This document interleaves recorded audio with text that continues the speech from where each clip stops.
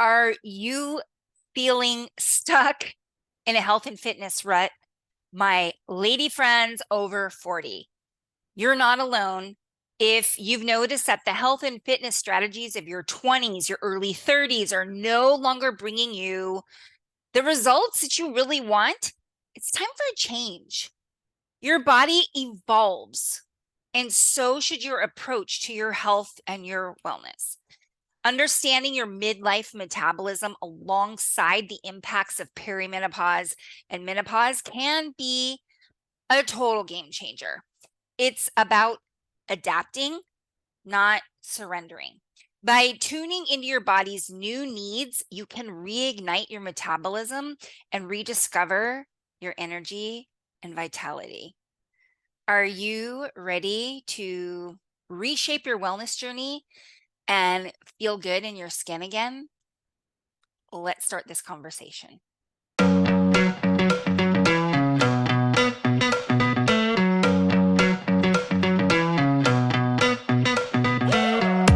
This is going to be quite the episode, Rever. I'm so happy that you're here. It's me, your buddy, Alicia. I'm so glad that you're with me today because this is a really, really important topic. And yes, this is going to really apply to women, most likely over 35, over 40. But if you're a man listening to this, it's really great for you to understand what women go through so that you can be a supportive family member, a supportive partner, even a supportive friend. So let's get into this. The first thing I want to say that I had somebody ask me to do this episode a long time ago. She said, can you do me a favor and do an episode on the connection between metabolism and menopause, perimenopause? So we're going to navigate today midlife menopause. Midlife metabolism. We're going to talk about how to understand how perimenopause and menopause affect your metabolism, because it absolutely does. And I do want to say, I'm not an expert on this by any means. There's a lot that I am not qualified to speak on, like hormone replacement therapy, but I am going to give you the name of somebody that I follow who is absolutely amazing. Her name on Instagram is Dr. Mary Claire. I'm going to give that, I'll repeat that again later. And I'm also going to link that down in the show notes so you can see that.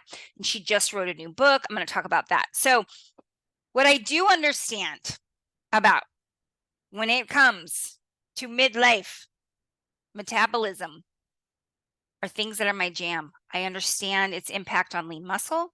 I understand its impact on cortisol and stress, cortisol being a stress hormone. I understand its impact on blood sugar, insulin resistance, nutrition, and mobility. And that's the things I really want to hone in on today. But before we get started into any of this, we got to start with that's right, fact or fiction. Yeah, baby. All right, here we go. Fact or fiction. Weight gain during perimenopause or menopause is all due to not enough exercise and too many calories. Is that fact or fiction? That's fiction. I mean, in some cases, that might be a fact.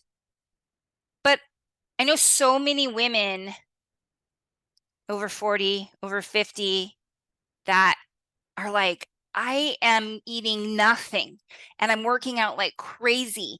And I have this growing muffin top around my waist. I can't seem to get in shape. What the hell is going on?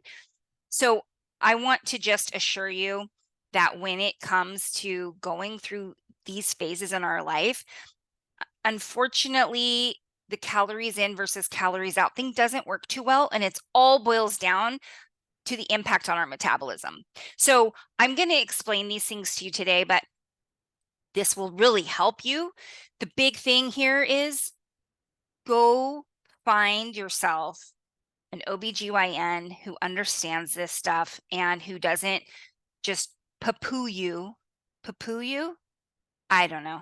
That doesn't write you off like you're crazy for having all of these different side effects, because the side effects are many and we all are so different. Okay. So just know that it's not in your head.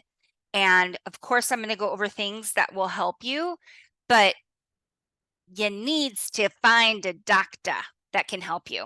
All right, let's move on now. So first of all, we need to understand, and I've talked about this so many times, so I'm not going to go deep into it, but what is the metabolism? The metabolism is a lot more than just about burning calories. I think most people think metabolism means whether you lose weight or gain weight. The metabolism is all the cellular functions going on in your body.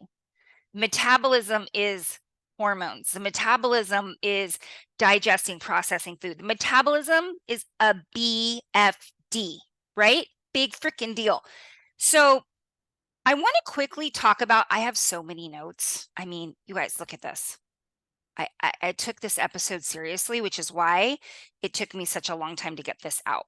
So I want to make sure I did it justice. And Anna, if you're listening, you better be, or watching. This is for you, girl. All right. So the first thing I want to talk about is hormonal changes. What hormonal changes occur? And again, this is not coming from me. This is just science. I'm going to quickly go through the hormonal changes, and then I'm just going to touch upon how all of this perimenopause, menopause impacts your metabolism and what we can do differently. All right, to help it. All right, so understanding midlife metabolism, hormonal changes. So the first thing we need to understand is the estrogen decline, right? During perimenopause, which typically starts in a woman's 40s, but it can begin earlier or later. We're all different. The ovaries gradually start to produce less estrogen. And estrogen is a key hormone, I don't think a lot of people know this, that plays a role in regulating the metabolism. It's a fat burner, believe it or not. And it particularly influences insulin sensitivity and fat distribution. You should know by now, Rever, how important insulin sensitivity is. And we're going to touch on it. If this is your first time listening to this podcast, don't worry, because I am going to touch on insulin sensitivity. All right. So as estrogen levels decline, women may experience changes in body composition. And remember, when we say body composition, we mean the way our body is shaped, right? Including increased belly fat and decreased lean muscle. Not a good thing, right? This is going to impact your metabolic rate. When you gain fat and you lose muscle, even if your weight stays the same, that's going to create a slower, sluggish metabolism. Okay. So, number one, estrogen decline. Number two, your progesterone starts to fluctuate. And I want you to think of estrogen and progesterone as sisters, right? Estrogen's like the good time party girl. Progesterone is kind of the let's chill it out, sister. Let's chill it on out. Progesterone levels will also fluctuate during perimenopause, often declining. Progesterone helps to counterbalance the effects of estrogen, and it has metabolic effects such as promoting relaxation and supporting thyroid function, which we all know is a really big deal. Fluctuations in progesterone can attribute to symptoms such as mood swings, sleep disturbances, not good. Changes in appetite, which all those things can indirectly affect your metabolism. So that's the second thing. I just realized I literally forgot to tell you to put on your walking shoes and get out for a walk. Oh, I'm sorry. I hope you just did it on your own. But if this is your first time listening, this is the deal. If you're listening to the audio version of this, I want you to put your little shoesies on and go outside and walk while we talk. You can always press pause and do that now. And don't forget that there is a video version of this if you want to see me sitting here in my casa, mon maison, with my pup next to me. You can't see her, so don't get all excited. Don't go watch the video because I just said my pup, because you can't see her. She's off to the side sleeping. Might be able to hear her though. All right, let's get back on track here, Alicia. So we have estrogen declining, we have progesterone fluctuating, then we've got an impact on insulin sensitivity. Insulin is a hormone, right? So that gets disrupted during these hormonal changes. Estrogen plays a role in insulin sensitivity. It helps the cells to respond more effectively to insulin. And that means it helps to regulate your blood sugar levels, sorry. Really quickly, just remember our backstory is when we eat, especially carbs, well, when we eat carbs, what happens is those carbs turn into something called glucose. Glucose then goes into our bloodstream, and that is what we call blood sugar. Now, high blood sugar, just cruising around your body is toxic.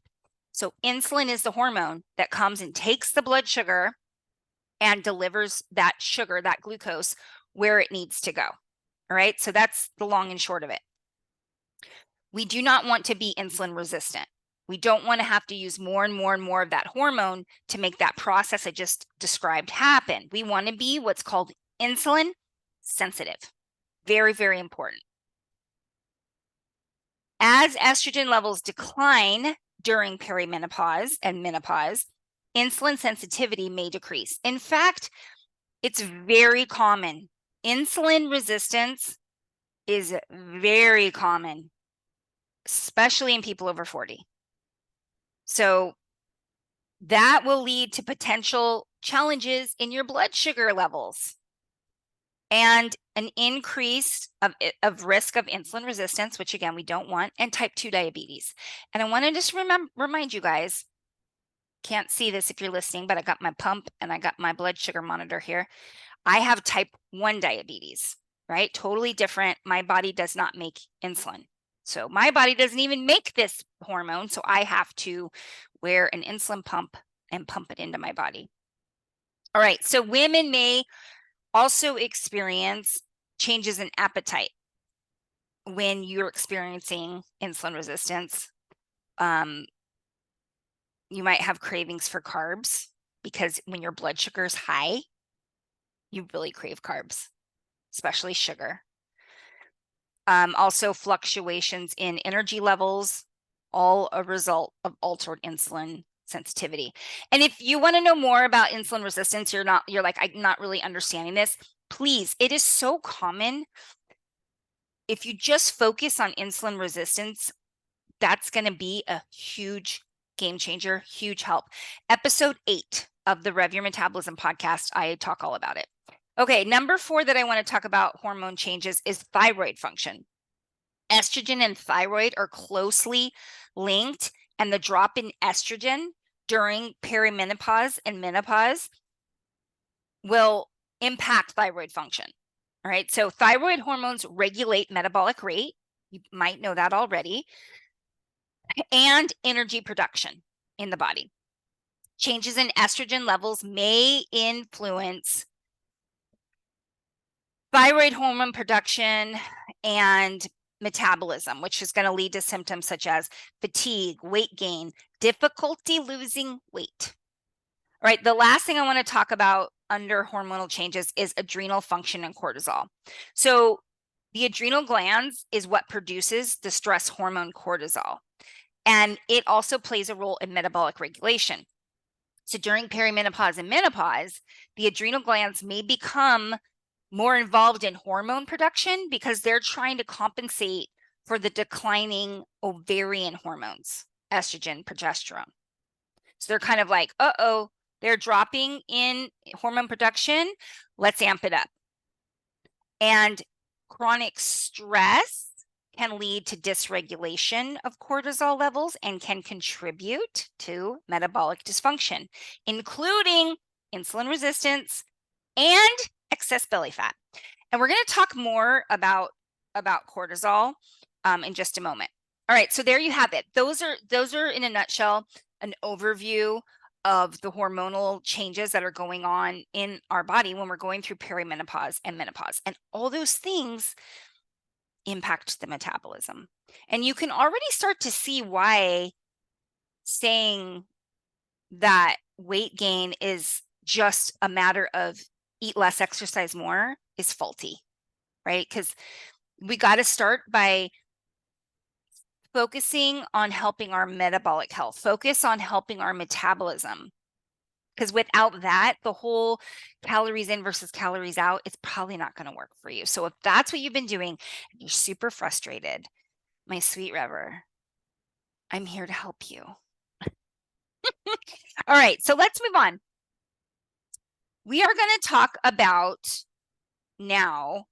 Oh, here we go. I have so many notes. I'm like, I lost my place. All right, I'm back on track. So we talked about the hormonal changes in metabolism. What I want to talk now is about muscle loss and metabolism. This is a big deal. Let's dive into a topic that's anything but lightweight. Muscle mass and metabolism. Get ready because I got some zingers in me today. Zing, zing, zing, zing. All right, you see, when it comes to keeping that metabolism revved up like a sports car, your muscles play a starring role. So important. But what happens when those muscles start to pull a disappearing act? All right, let's break it down. And you know what we're going to do? What we're going to talk about first? What we're going to do first, I mean? A fact or fiction. Yeah. All right. Fact or fiction? You start to lose, and this is not just for women. This is for men as well. You lose 1 to 2% a year of lean muscle starting at around age 30 if you're not doing something to keep it or to build more. Is that fact or fiction? 1 to 2% of lean muscle you're starting around the age 30 if you're not doing something to maintain or build your lean muscle. That's a fact. And the estimate, there's so many different variations, but in a nutshell, it's about 5 to 6 pounds every decade of lean muscle mass loss. This is a huge problem. And it's not just about the way you look. Okay. Yes, I keep telling people if you want to change the way your body look that most people want, that lean, fit, tone look, it comes from building muscle. All right. But I want to talk about more than that because we're talking about the metabolism today. So sarcopenia is what we call muscle loss, right? As we age, sarcopenia. Let's talk about how muscle is a metabolic powerhouse. Picture your muscles as the engine and your metabolic machine. They're not just for flexing in the mirror, although that's always a bonus, right? But they're actually the powerhouses that burn through calories like a champ. The more muscles you have, the more fuel your body needs to keep those muscles firing on all cylinders. So think about it. It's like a fire. You got to keep adding more wood to it. All right. Now imagine that your muscles are packing up, heading for the hills, which very common. A lot of people as they age are losing a lot of muscle mass. As we age, especially during perimenopause and menopause, our muscles have a tendency to hit the road, leaving behind a trail of, well, not much. This muscle loss, and again, that's known as sarcopenia, can put the brakes on your metabolism faster than you can say deadlift. I was trying to think of deadlift's like one of my favorite exercises, so I just thought I'd throw that out there. All right, slow and steady metabolism, that is. So what happens when your muscles decide to take this vacation that we just talked about? Your metabolism starts to hit snooze. We don't like that. That's not a good thing. With fewer muscles churning away at those calories, your body doesn't need as much energy coming in. By energy, I mean calories, food. Cue the sluggish metabolism when this happens, and the frustrating feeling of hitting a plateau, right? It's so frustrating. Hold on a second, everybody. All right. So here's the big thing I want to say before we move on with this is there's hope here. And I get so frustrated when I saw somebody the other day that said, some celebrity, how I got in shape without any exercise. And that drives me nuts because it's not about being in shape. It's about your metabolic health. It's one of the top things that you can do to live longer and to have quality years, not just quantity years, quality years. You got to pump some iron. You got to do some type of strength training, whether it's with weights, whether it's body resistance, whether it's with bands. And because listen, when you're starting out, body weight is just fine. Go to my YouTube channel, Stress Monkey TV. And remember, monkey is spelled EE. There's a link to it in the show notes. Under the playlist workouts, I have all kinds of workouts that you could follow, and they're all meant to be done at home with minimal equipment. So give it a whirl. You got to start doing some strength training. By hitting the gym and giving those muscles a workout, you're not just sculpting your physique. Remember, it's beyond that. You're also turbocharging your metabolism like nobody's business. It's like giving your metabolic engine a tune-up and watching it roar back to life. And the other thing I want to mention before I move on is you want to kind of be flexible. It doesn't need to always be dumbbells and barbells. Get creative, throw in some fun things, like maybe have a dance party in your living room or go for a hike with your family or friends. The key is to keep those muscles guessing and your metabolism firing on all cylinders. All right, so let's move on. We talked about lean muscle. Now I want to go into cortisol and stress. And we're going to start this one with another fact or fiction, baby. All right, fact or fiction. We get more and more sensitive to the stress hormone cortisol as we age. Is that fact or fiction? Yeah, that's fact. So really quick, I'm going to explain the relationship between cortisol, stress, and the metabolism. All right, here we go. When we perceive something as a threat, our body, that is, and I want to say this again, it doesn't mean only mental and emotional stress. Your body perceives many other things as a stressor. Inactivity, such as too much sitting. Too much overly processed food actually stresses out your body. Not enough sleep stresses out your body. Not enough nutrients or hydration stresses out your body. If you have that chronic ache or pain that you keep ignoring, that is stress on your body. A food intolerance can be stress on your body. There are many things that your body perceives as a stressor outside of just mental and emotional stress. So, having said that, every time when your body perceives something as a stressor, it's going to go into what we all know as fight or flight.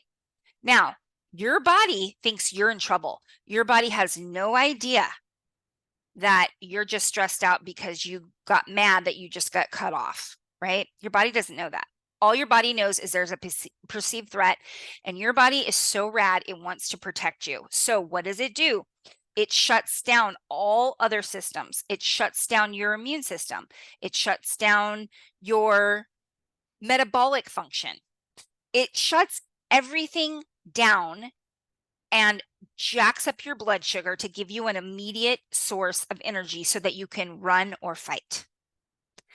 But really what's happening, you're sitting in your car just pissed off, right? So now what happens? We have that high blood sugar. You're not using it as energy. So remember what we just talked about. Now that we have high blood sugar, what happens? Here comes insulin to come take that sugar out of your bloodstream and go deliver it. Okay. Liver, muscles can only hold so much. The rest of it gets stored as fat. So do you see if this is happening over and over and over? It's the stress cycle. There's a stressor. We go into fight or flight. Blood sugar comes up. Insulin is released. And it most likely gets stored as fat as this is going over and over again too often. So this is a problem because number one, this constant hit of insulin, it will eventually make your body lose its sensitivity to insulin, which is what? Insulin resistance, right? That's a bad thing. The other thing is you having this constant surge of insulin is not great for your metabolism because until the insulin levels return back down to a normal level, your body cannot use fat as fuel. So I hope you understand the connection between cortisol, stress, and the metabolism. And what did I say at the beginning of this section is that as we get older, we get more and more sensitive to cortisol, the stress hormone cortisol. So what I need for you to do is start to look out for chronic stressors and also remember too much exercise, too intense of exercise, too often is going to be going in the opposite direction of what you want to happen. Exercise is a stressor, yes. However, it actually done in the right amount, it actually triggers your stress response pathway and helps to increase your body's stress resiliency. However, if you are exercising 5 or 6 days a week, especially if you're doing tons of cardio, you are going to be putting your body into a state of fight or flight. So I want you to start to think, if you feel, like you've been hit by a Mack truck after you exercise, that's not what we're going for. You want to feel rejuvenated. You want to feel energetic. So on days when you're having a really high stress day, you're probably better off doing something more mild. Maybe, yoga or go for a walk with friends, go for a hike. Make sense? All right. So I want you to lift weights, but I also want you to be mindful that you're not doing too much, especially too much cardio. Got to chill that out. And I think when you're over 40, 45, I suggest lifting weights and walking and call it a day. We can talk about that another time. All right. Before we move on, and I also want to say one other thing when it comes to stress, trying to avoid stress is delusional. So we've talked about this before. Instead, try to have intentional, what I call Zen Monkey Breaks. So infuse your days with these quick little snippets of time where you're intentionally taking a break from the stress. It could be as simple as setting a timer on your iPhone for 2 minutes and just sitting quietly and breathing, meditating. Laughter is a huge break from stress. Listening to your favorite music, doing something creative, spending time with loved ones, pets included, being in nature. Just take some time as often as you can to take these Zen Monkey breaks to help your body have a little time off from all the stress. All right, moving on. Let's talk about the role of nutrition. All right, now the other thing is this. We talked about insulin resistance as we age. So here's what's happening with most people, especially women. They've been raised to do a lot of cardio. If you're my age, that's how I was raised. I went to high school in the 80s. It was all about jazzercise and aerobics and cardio, right? So we emphasized cardio for a long time. So a lot of us are still in the mindset of we're doing all this cardio. We haven't done a lot of things to strength train. So now we're losing muscle mass. And because of this muscle mass loss, muscle mass, lean muscle, makes you more insulin sensitive. It helps to speed up your metabolism, and it helps your body to process carbohydrates better. So it's kind of like this perfect storm is if you've lost muscle mass over the years, you're more sensitive to stress, you're going to probably have an issue processing too many carbs. I'm not saying to not eat any carbs, but I would start, if I were you, I'm going to give you a solution to this. I would focus on fiber-rich carbohydrates. Ditch the bread, ditch the white flour, start to eat things like lentils, black beans, sweet potatoes. We want high fiber carbohydrates. Going to be much better for your metabolism. Especially, let's cut out that excessive sugar, please. Cut the sugar. It's so horrible. And these overly processed foods, they've got to go. I'm not even going to take a drink because it's not going to sound good in the audio. All right. Let's move on. We're almost done with this. I hope you're getting some nuggets out of this. So we went through lean muscle, Okay, let's talk about mobility. This is a big deal. And it's like, I don't understand why more people aren't talking about this. It's starting to get a little more attention, but mobility training. What is mobility training? I'm going to really oversimplify it here. It's joint health. It's how your joints move. It's how your body moves. You don't want to move often unless first you're moving well, especially if you're weight training like I'm suggesting, because if your body's not moving right and then you're weight training on top of it, you're reinforcing the dysfunction of the movement. Now, especially as we age and our joints, we're starting to have all these aches and pains. And of course, as we age, we're going to get a little more achy, a little more pains. But I'm telling you, doesn't have to be as bad as it is for most people. If you would just start to do some more mobility work, I'm actually going to, I did a mobility session. It's really short. I think it's like 10 minutes. I'm going to link that in the show notes so you can see what I'm talking about. But it's moving your joints, right? So if you're watching, let's see if you're watching the video, it's doing something like this. So I'm moving my arms up straight overhead, and then I'm pulling them down into a Y.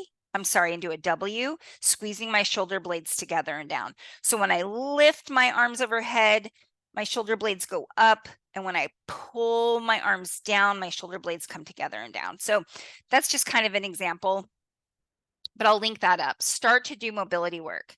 I started a few months ago. I was doing mobility training only a couple days a week. I started doing a real short little bit every single morning. And I'm not kidding, in the last few months, I feel like I've all of a sudden gotten 10 years younger. I'm not kidding. So do it. Do it. Do it. All right. Let's summarize this really quickly. And I just want to tell you, okay, so I told you about Dr. Mary Claire.